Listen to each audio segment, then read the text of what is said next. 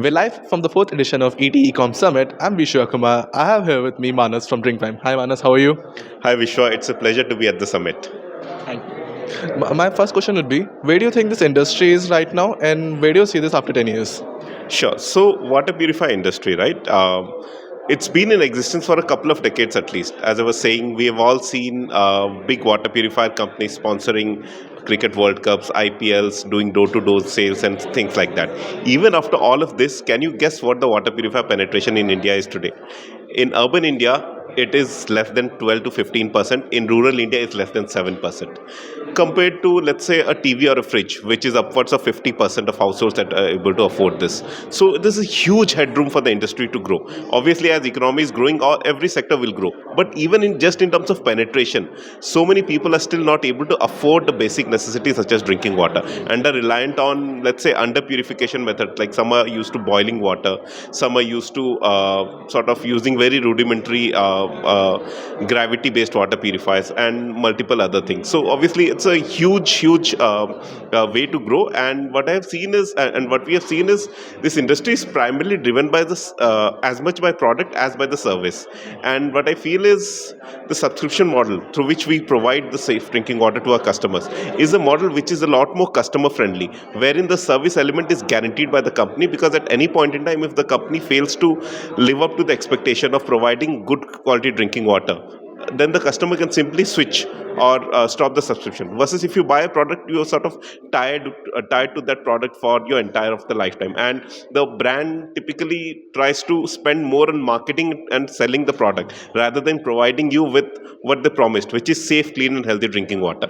So that's where I feel that this industry is going to evolve from a 10-15% penetration to at least a 50-70% penetration within the next 10 years. And obviously, it's going to be a lot more service oriented than what it is today. So do you think the subscription model is gonna boom, or the where do you think, you said water purifiers, this industry is gonna go to? Do you think subscription model is the way ahead for this thing, especially for rural areas? I personally feel subscription model is the way forward for a majority of Indians to get safe, clean, and healthy drinking water. The simple reason being.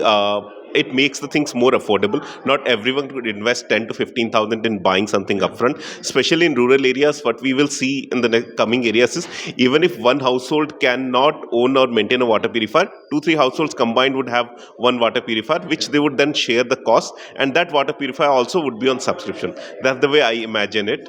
And mostly brands would also evolve towards a service-led approach, towards a subscription-led approach. I'm sure. If selling or branding would have been the way to go, then we would, after 20 years or 25 years of the industry, today we would not have been sitting on 10-12% penetration, but would have been as prevalent as maybe a TV or a fridge is.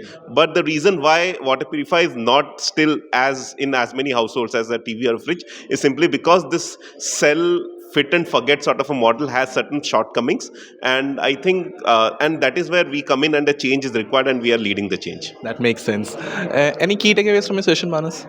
A lot of them actually. The moderator was extremely knowledgeable, and especially the emphasis on sustainability in supply chain.